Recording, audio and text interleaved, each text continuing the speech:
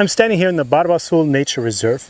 It's 127,000 acres of protected area in the Beni department of Bolivia. This area protects savanna habitat, but also motaku and forest islands, cerrado forest, and many different kinds of aquatic systems from a marsh to a year-long permanent river. Found this spot because of a high abundance of blue-throated macaws that congregate here during the winter, the Bolivia's winter. So that we've recorded over 105 blue-throated macaws that are here come September.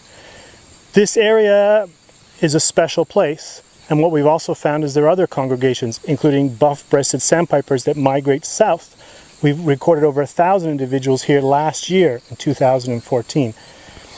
Also many threatened species that we're trying to help protect. I've counted 2 days ago 32 Orinoco geese, which is a species that's considered threatened in many other countries in South America.